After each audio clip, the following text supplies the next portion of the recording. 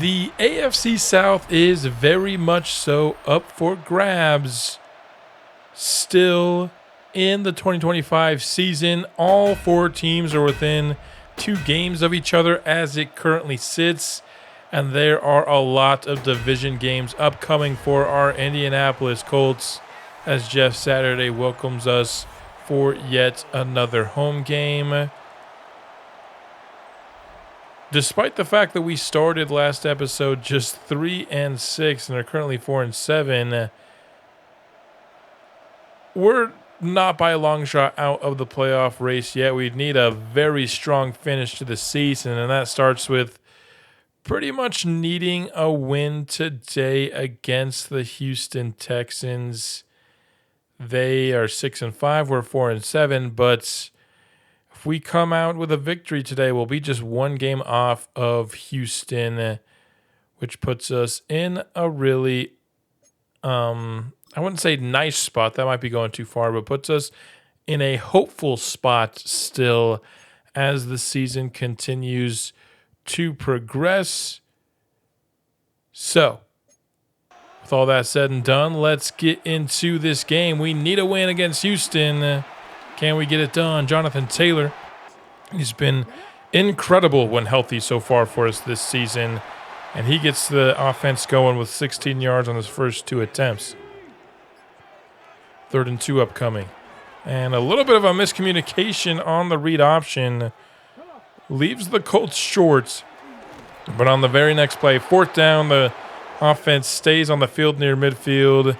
It's been a heavy dose of Jonathan Taylor so far. Now going for a deep shot in one-on-one coverage to Michael Pittman, but he can't bring it in. 2nd down. Richardson evading. Had Jonathan Taylor underneath, but he was looking a little bit further downfield for Josh Downs, and he eventually does find him. 2nd and 3, a quick throw out to Michael Pittman. Richardson evading to his right, and he's got speed to get to the edge, breaks the tackle, and gets inside the 10 here. From the 9-yard line, Richardson getting pursued, and he drops the ball. Will Anderson forcing the fumble, and Danielle Hunter picking it up. The Colts had an excellent opening drive going, but they will come up with nothing. Richardson with the fumble to give Houston a chance to be the first to score here. Strouting the offense out. The give is to Mixon, but he is swallowed up behind the line of scrimmage for a loss of 1. Now 3rd and 8. Colts bring a blitz, but it does not get there. Stroud has all day to throw. Eventually gets hit while he throws, luckily. So the defense gets a 3 and out. Score remains 0-0 for Richardson, who finds Tyler Warren to move the chains here to start this drive. Play action now. He's taking a shot towards the sideline, showing off that arm strength. On a toss over to Adonai Mitchell. Jonathan Taylor, a massive hole created by Quentin Nelson. Another chunk run from him. 2nd and 8 now. Richardson. Both of the edge rushers for the Texans get a win, but it doesn't matter because Richardson is able to evade. He's over 500 yards rushing on the season now. 3rd down and 5. Richardson is going on the out route to Josh Downs. It was all covered up, but the coverage across the board was really good for the Texans. Forced to settle for 3, but we're not going to get that either. The field goal is blocked. I mean, they were able to pretty much massacre the holder, but because I had to turn roughing the kicker off because this game is terrible with that penalty now for years, we come away with 0 points. We've been in the red zone each of our first 2 drives, but it's still 0-0 here as we head to the last play of the first quarter, and falling to the ground but making the catch is Nico Collins. The Texans have it inside the 10 and trying to evade, but DeForest Buckner was ready for him. I'll credit him with a sack. 3rd and goal. And Joe Mixon gets tripped up and will be tackled down at the 4-yard line. And the Texans are forced to settle for the chip shot field goal. Back on offense now, Tyler Warren taking that underneath route and for good yardage. Great pickup there by Jonathan Taylor, but the sudden rush did get Anthony Richardson to quickly evade, but a nice pickup on the ground.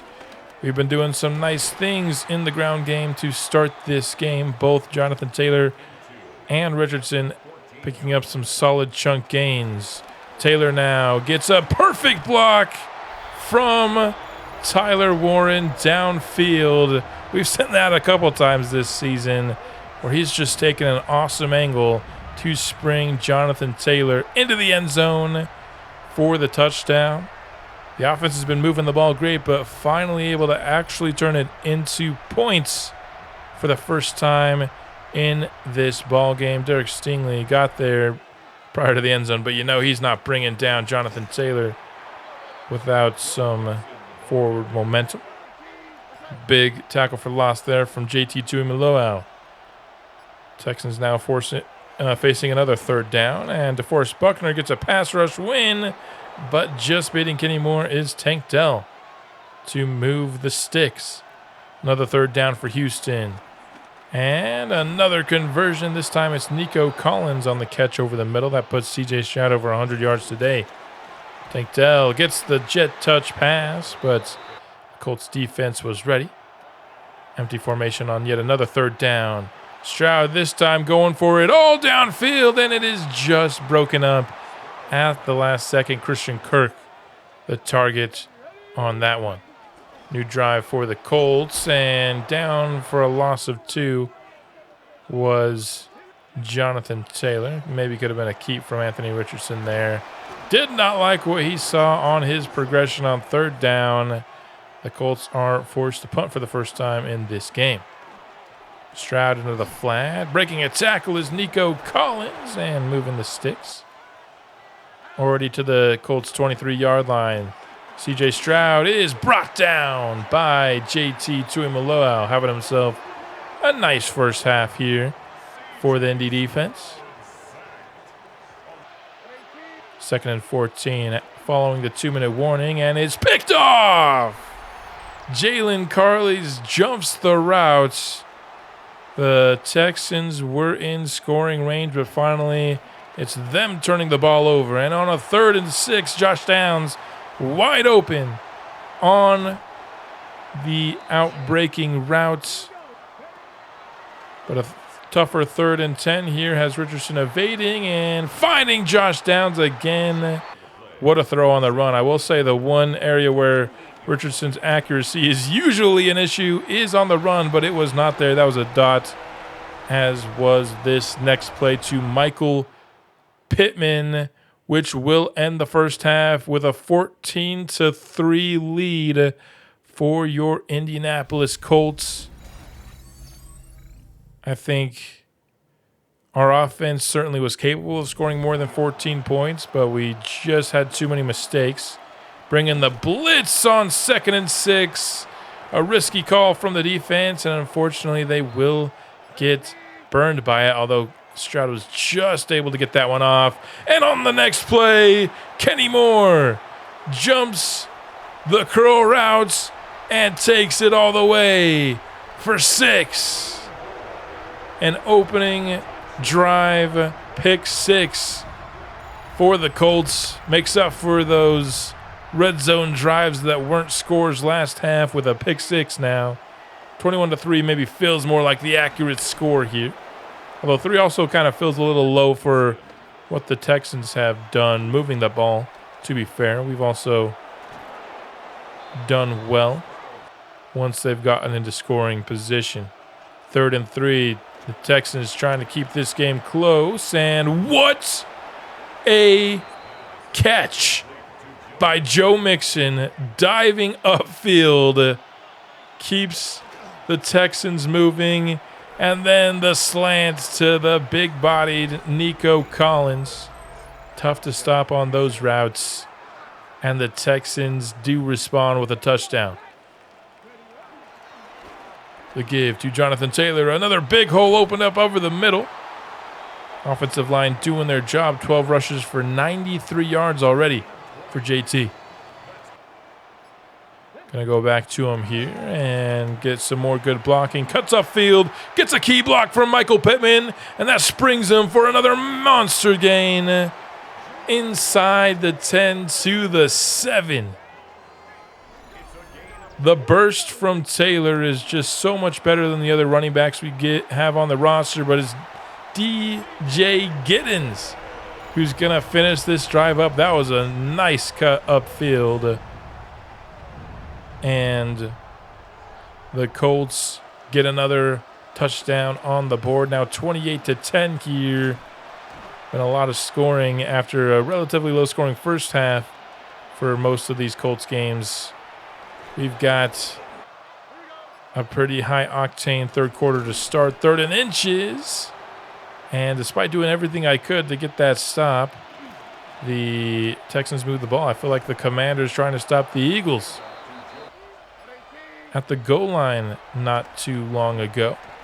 3rd and 6, and that's a nice pass breakup by Zaire Franklin. And the Texans will go for 3, and it's up and in. We got a 2-score ball game here. 3 minutes left in the third quarter. Jonathan Taylor weaving through Texans defenders for another first down rush. 3rd and 1. This time it's Anthony Richardson taking it and gets more than enough for the first down. On the outside give, Jonathan Taylor squeezes through the tight hole and goes the distance for 6. This Texans defense has not been able to stop us from running the ball pretty much whenever we have wanted to. The quarterback run game, the Jonathan Taylor run game, even the occasional DJ Giddens run. The ground game has been working to major effect against Houston here. A screenplay trying to be set up by Houston on this next drive, but Grover Stewart blew that play up. So it's 2nd and 16, but wide open on the out route is Dalton Schultz going against Charvarius Ward. That's certainly a matchup that you'd expect Charvarius Ward to win. That's a funky play design. I was kind of long for a shovel pass, but it works excellently for the Texans. They're inside the red zone already, bringing pressure on 3rd and 4. Was Buckner, but the Texans offense will stay on the field. They'll get a couple of massive pancake blocks, and that's going to spring Joe Mixon for the touchdown. Oh, it looks like they actually finally have Joe Mixon's face scan in the game. I remember he didn't have it in for a while. That's the first time I've actually seen his face scan. As a side note, 2-point conversion for Houston now. Buckner nearly had the sack, but instead Jaden Higgins with the reception. And we've got a 14-point ball game. 1st and 10, and giving it up to Tyler Warren. Moving the chains as C.J. Gardner-Johnson is shaken up. Going deep, having a step is Pittman, and he falls to the ground, but hauls it in. That has not been a part of the field that we have gone to as much as I thought we would with Anthony Richardson this year, but we just haven't had great opportunities to. We take advantage of that one here.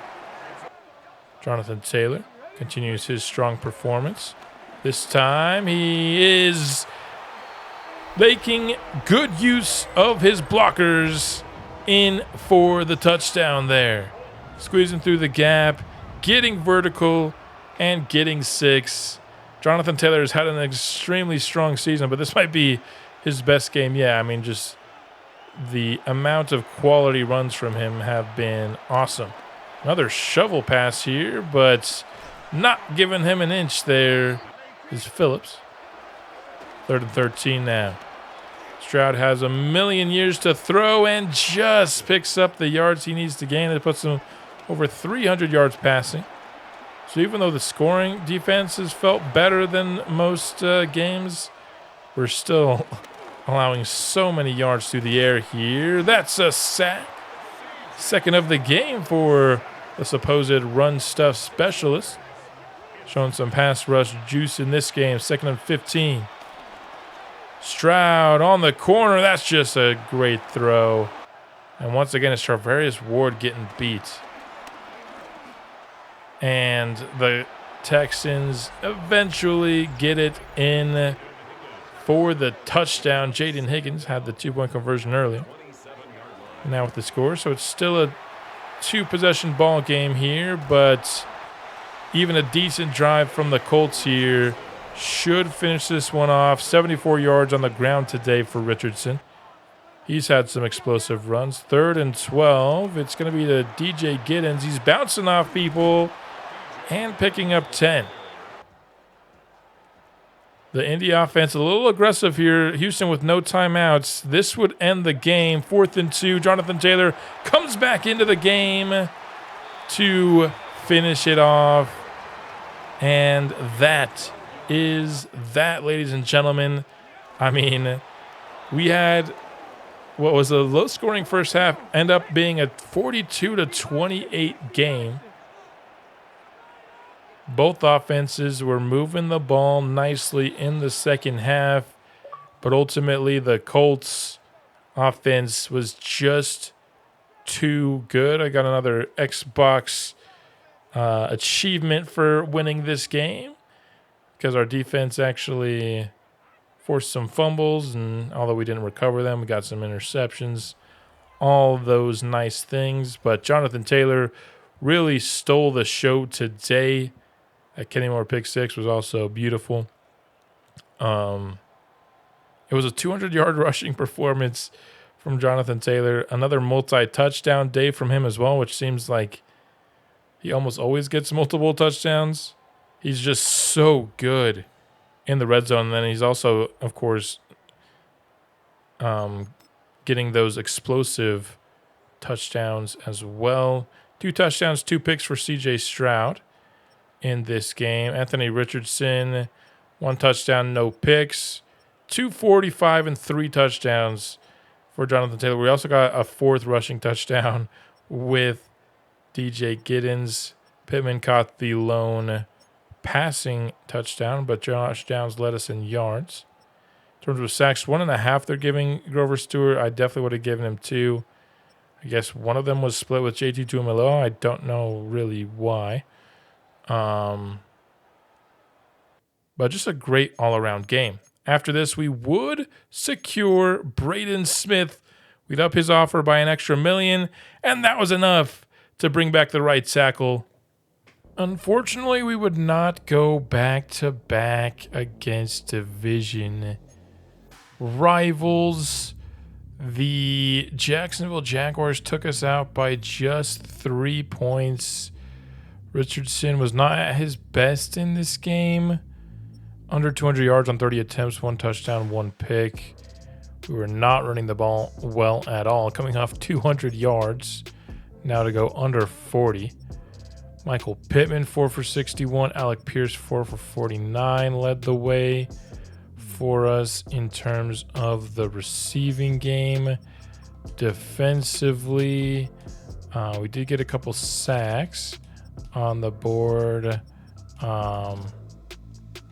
And I mean, compared to how our defense has played at times this season, it was certainly better than many performances, but the offense just didn't show up the way that they often do throughout the season. A bounce back in week 15, though, with a 1-point victory over the 3-win Seattle Seahawks. We outscored them by 1 in the 4th quarter, and that was ultimately enough. I wonder if that was a last-second go for 2 for the win situation from Seattle. It definitely could have been. But Anthony Richardson, 2 touchdowns, no picks. And the rushing game was just much, much better this week. 118 yards for Jonathan Taylor. Warren led us in receiving. Was not a big passing day for us. Josh Downs with a pair of scores here. We got 1 sack from Grover Stewart. No picks in this game. A couple of deflections. No turnovers forced, but didn't matter. We picked up the win, and that makes us now 6-8 on the year. In terms of where we are in the division here at the end of the episode, we're 6-8. That is currently last place in the AFC South, but Jacksonville in first place at 8-6. They did beat us. That will be the team that we'll be facing in the next episode in Week 17. But let's go ahead and upgrade some players here before signing off. Tyler Warren with 4 upgrades. I got to see his history to see what made him get there. Was it a 1,000-yard season or something? He got 70 catches for 18,000 XP. That's pretty awesome. So he's going to get some big-time boosts here. Say we stick with his scheme fit here. Nice upgrades there. Now to an 80 overall as a rookie. You love to see a couple of short route, couple of catching, and all the way up to an 81. Couple of break tackle, a couple more for the hands there. Taking a look at his, he has not gotten a single run blocking upgrade, so I wonder if, in the past it hasn't been that rare to get run blocking upgrades with the vertical threat, but I might have to go off of it to help him be a better run blocker. But I want to keep that scheme fit. And not that I think it's, the biggest deal, but it's nice to have. Jalen Carley's here also with a big time. Let's see what he did to get a big. It was 100 tackles in the season for nearly 14,000 XP. Let's go 1 into pass coverage here. And then maybe 2 into run stopper to help him be a little bit more well balanced. He's now up to a 77 overall at the age of 23. Really solid year of development so far from him. The vet of the team, Kenny Moore, up next year. And I think we're just going to stick with him being a slot. That is, of course, his specialty. We'll get +3 to zone coverage, couple to tackle, 1 to man. With his morale boost, he is in the 90s for both coverages now.